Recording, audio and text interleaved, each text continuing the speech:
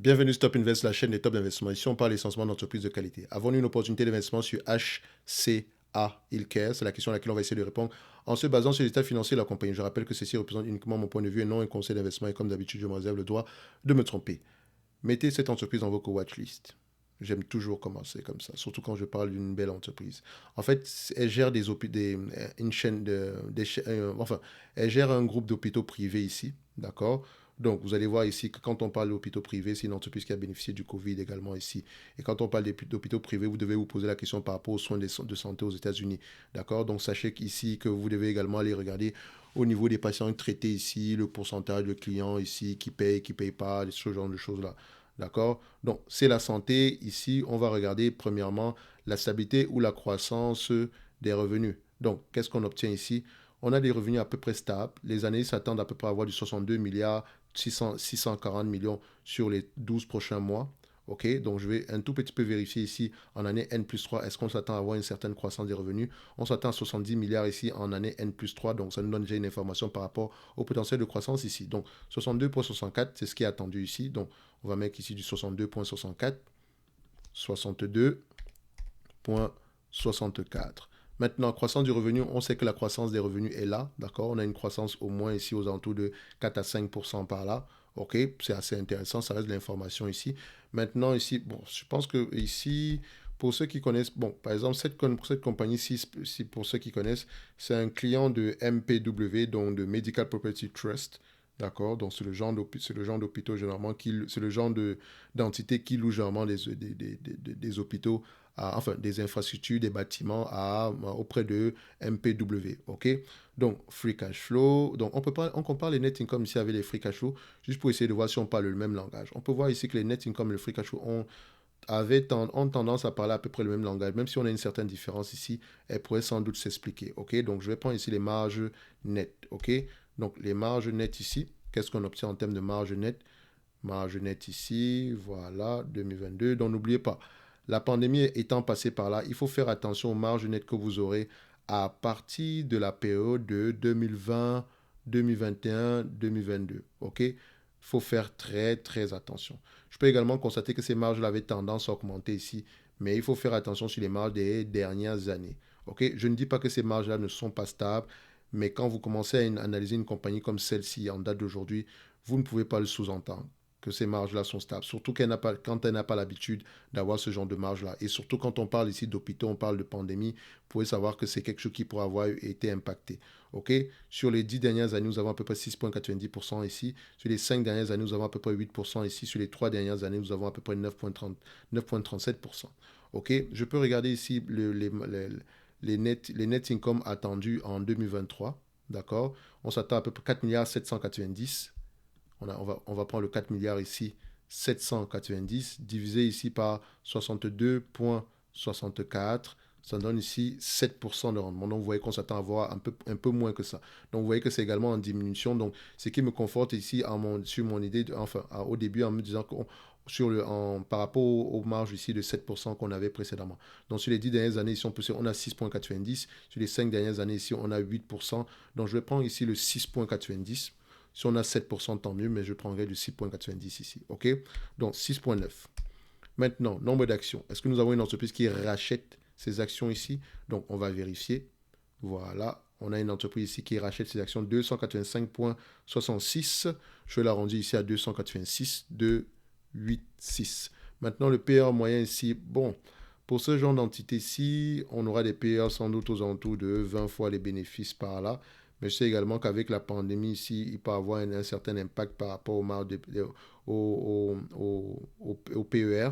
Donc ici, oh, même pas. Le marché paye combien? Il paye même moins que ça.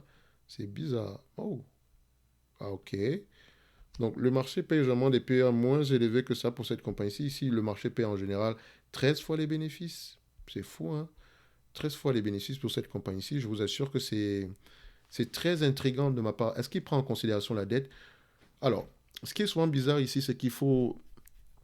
Je pense que cette entreprise, le marché prend en considération la dette dans l'évaluation de cette compagnie-ci. OK? Donc, ce genre d'entité-ci ne peut pas se négocier vu l'importance de cette activité-ci. OK? Vu le potentiel de pricing power de cette compagnie-ci, je pense qu'on a à faire ici avec des PE avec de 14 fois ici les bénéfices. Enfin, on a des PE ici de 13 fois les bénéfices en moyenne. En fait, ça veut juste dire ici que le marché en moyenne demande le rendement est légèrement de 7% sur cette compagnie-ci. 7,70%, c'est très peu élevé. C'est très peu élevé. Ce qui me permet de dire qu'on prend peut-être en considération la dette ici. Mais dans tous les cas de figure. Alors, je prends le 13% ici. D'accord. Et moi, je prendrai également celui où je me sens le plus à l'aise à 17%, à 17 fois les bénéfices. OK. Donc, pour cette compagnie-ci, littéralement, je pourrais accepter recevoir ici aux alentours de 5,88%. D'accord. Donc, je mettrai 17 et je mettrai ici 13 fois les bénéfices. Mais même à 13 fois les bénéfices, j'ai du mal à prendre la dette ici aux alentours de 13 fois les bénéfices. OK. Donc, c'est le type de PER que j'aurais tendance à utiliser. OK. Ici, 13 fois les bénéfices. OK. Donc, en termes de dette nette ici, qu'est-ce qu'on obtient? Donc, la dette, toujours aller vérifier ici si l'entreprise n'a pas une dette un peu moins élevée que ça, avec un tout petit peu plus de cash. Donc, par exemple, si on va au niveau de Finbox ici, donc peut-être Finbox ici, vu qu'il prend en considération les investissements ici à long terme, donc les liquidités, ça représente des liquidités, n'empêche, d'accord? Donc on a combien ici? Eux, ils mentionnent 40 milliards 690. Ici, sur Coifin, on a combien? 39 milliards 200, donc 40 milliards 600. Donc on a à peu près un différent 1 milliard 400 ici. Par rapport au nombre d'actions, 1 milliard 400, ça a un impact de combien? 1 milliard 400 ici, ça peut avoir un impact aux alentours de 5 dollars ici l'action. OK? Donc, je prendrai ici, je peux prendre celui qui est à 39,200 ici. De toutes les façons, il faudrait voir si c'est ajusté ou pas. 39 milliards 200, puisque je vais le faire de façon manuellement. Donc, questionner la dette ici. Si on a 40 milliards ou 39 milliards 200 ici, de toutes les façons, on a de la dette. Qualité de dividende, on va y revenir. OK. 62 milliards 640. D'accord? Donc, je rappelle ici que le lien vers la Top Newsletter ainsi que le service Top Premium, ces deux liens-là sont dans la description de la vidéo. Donc, dans le service Top Premium, ici, on propose des analyses quantitatives. Donc, vous pouvez me demander d'analyser quantitativement une entreprise, comme ce qu'on a en train de faire présentement ici. Au moins, vous avez la certitude que ça va être fait. En plus de cela, je présente 2 notes d'analyse ici par mois pour les entreprises qui sont sous-évaluées, ainsi que les notes de suivi si nécessaire. OK? Donc, ça veut dire qu'on ne présente pas juste, si je dis ici que, si je vous dis que, OK, je considère que HCA est sous-évalué, on parle ici je me base ici sur la lecture des rapports financiers. Je vous donne à peu près les éléments que j'ai pu recueillir sur les derniers rapports financiers ici. Et on fait le suivi jusqu'à ce que la thèse de départ ne soit plus d'actualité. Donc, ça veut dire que vous lisez vos rapports financiers, vous faites votre propre avis. Et si vous avez une discussion, si vous avez des questions ici, on y répond. D'accord? Parce que pour être un investisseur indépendant, il faut pratiquer. OK? Donc, on continue ici, on est à peu près 6,90% de 62 milliards 64. Ça donne ici à peu près 4 milliards 320 multiplié par 17 fois les bénéfices. OK? Moins la dette nette aux alentours de combien?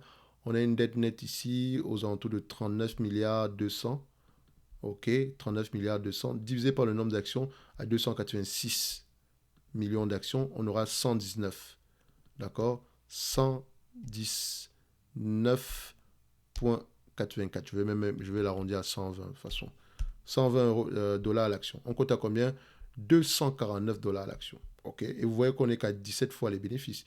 Il y a quelque chose qui est... Donc, on n'est qu'à 17 fois les bénéfices. Et moi, j'ai pris en considération la dette ici. Deuxièmement, vous allez voir à 13 fois les bénéfices. Si on prend en considération la dette, on aura beaucoup moins que ça. OK?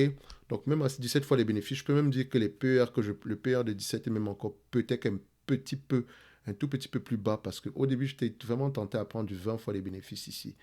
Ce genre d'entité, tu ne peux pas se négocier avec des PER aussi bas. Bref, si on prend maintenant des PER de 10 fois les bénéfices ici, d'accord, admettons si on prend ça ici, mais n'oubliez pas également, donc on prend à peu près 10 fois les bénéfices, on a à peu près combien? 4 milliards, ça fait 43 milliards, on aura à peu près à 10 fois les bénéfices ici, donc vu qu'on avait 4 milliards 322, d'accord, donc 4 milliards 300, excusez-moi, 4 milliards 322 à 10 fois les bénéfices, divisé par le nombre d'actions à peu près aux alentours de 286 dollars à l'action, nous aurons à peu près 151, donc à 10 fois les bénéfices. 10 fois les bénéfices ici, 151. OK. Donc, au vu de tout ceci, on se dira peut-être ici que l'entreprise est légèrement, enfin, est surévaluée. Mais n'oubliez pas également que si elle vous distribue la totalité des net income ici, la totalité des bénéfices nets ici en dividendes, d'accord, des bénéfices nets ici, étant ici de 4 milliards 322 millions, divisé par le prix, la capitalisation boursière actuelle de 69 milliards ici, on aura un rendement de 6,26%. OK? Donc, c'est surtout la dette qui impacte cette compagnie-ci. Et cette dette-là, est-ce que l'entreprise a l'intention de rembourser la dette? Il faut voir ici que cette dette-là est peut-être due au fait que cette entreprise fait beaucoup d'acquisitions, d'accord? Parce qu'elle essaie de dominer son secteur d'activité le plus rapidement possible. Donc, vous voyez ici qu'il y a des acquisitions, en termes d'acquisition ici, on met ici acquisition, OK. On a combien ici sur les 12 derniers mois? Donc, vous voyez qu'on fait des acquisitions chaque année. Chaque année, on fait des acquisitions. Et quand on fait l'acquisition d'une entité, ça ne veut pas dire qu'on paye juste ce montant-ci, parce que parfois, on fait l'acquisition d'entités ici qui ont de la dette. On fait des acquisitions chaque année. Depuis à peu près les 10 dernières années, on fait des acquisitions chaque année. D'accord? Donc, ça a un impact sur le bilan, comptable de cette compagnie-ci. Donc, je ne pourrais pas dire ici que nous avons une entreprise qui est surévaluée. En fait, c'est juste parce que la dette de l'entreprise impacte la valorisation ici. Ça ne veut pas dire qu'elle a une énorme dette. Donc, on peut voir ici, enfin, on veut d'abord vérifier ça ici. Au niveau de la dette ici, dette nette sur EBITDA, ici, on a à peu près 3 fois les, 3 milliards, 3 fois les EBITDA. Donc, n'oubliez pas, on a une quarantaine de milliards ici. Donc, avec le cash actuel, le bénéfice net actuel, on peut repayer la dette nette ici en 10 ans, ce qui est avec les free cash flow uniquement. Donc, c'est assez intéressant. C'est vraiment la dette de l'entreprise ici qui impacte la valorisation actuelle. Mais je ne pourrais pas dire ici qu'on a une entreprise qui est surévaluée. Pas du tout. D'accord? Si je réfléchis en termes de rendement, ici, on a quand même un rendement aux alentours ici de 6 points, je pense de 6%, si je ne me trompe pas. Oui, de 6,26%. Donc, si cette compagnie, si vous distribuez la totalité des bénéfices nets ici en dividendes, vous aurez un rendement de 6% et plus. Or, aujourd'hui, on vous distribue à peu près en dividendes combien? Dividendes, vous avez à peu près, on va prendre ça ici. Donc, on distribue un dividende ici année après année. Donc, on a commencé à distribuer il n'y a pas très longtemps. Donc, n'oubliez pas qu'elle rachète également massivement ses actions ici, mais elle a le potentiel de vous distribuer au moins 6% en termes de dividendes. Elle a le potentiel de le faire. D'accord? Donc, aujourd'hui, c'est 0,96. Mais pour ceux qui sont là pour le rendement, voilà le type d'entreprise qui pourra avoir des rendements bien plus élevés par rapport au coût d'acquisition dans le futur. En supplément de ça, elle rachète ses actions, elle est bien gérée, elle continue à faire des acquisitions dans son segment d'activité, etc., à consolider son segment d'activité ici. Donc, ça peut être intéressant d'aller creuser HCA au prix actuel. D'accord? Même si on trouve un prix bien plus bas que ça peut, vous savez qu'on est très conservateur. Ça peut être important parce que, regardez, si je prends en considération la dette au prix actuel, voilà, au niveau de 43, à 10 fois les bénéfices, on aura un rendement de 10% ici, alors qu'à 17 fois les bénéfices, si je prends en considération, si on me vend cette compagnie-là à 120 dollars l'action, à 120 dollars l'action, vu la dette nette ici, donc, vu le bénéfice net ici par rapport à la capitalisation boursière qui sera à ce prix-là à 34 milliards 276, on aura un rendement ici de 12%. 12,93%. C'est pour ça que je dis que le prix actuel est intéressant. OK? Faites attention. Il est très intéressant le prix actuel. OK? Les marges actuelles sont plus élevées. Si elles sont durables également, tant mieux. Donc, souvenez-vous qu'on a également sous-évalué les marges ici. Si la dette nette tend à être remboursée ici, admettons que c'est une entreprise qui n'a pas de dette nette, OK? Et que le marché ici vous paye à environ 17 fois les bénéfices, multiplié par 4 milliards 432 ici. Je pense que c'est ça. Non, 4 milliards 322 plutôt, divisé par le nombre d'actions. Nous avons à peu près 100, combien en termes d'actions? 286 millions d'actions, si je ne me trompe pas. Attendez, je vérifie ça ici. Encore une fois, on vérifie. Oui, 286 millions d'actions, donc divisé ici par 286, on aura un rendement ici de 200, on aura un prix ici de 257 dollars l'action. Donc, ce qui me permet de dire que nous avons un prix assez intéressant ici si on ne prend pas en considération la dette. Et également, elle a les moyens de rembourser cette dette-là. D'accord? Donc, ceci n'est que mon point de vue. Comme je l'ai dit au début de la vidéo, mettez cette entreprise dans votre watchlist et on se donne rendez-vous sur la prochaine vidéo. D'ici là, portez-vous bien. Merci.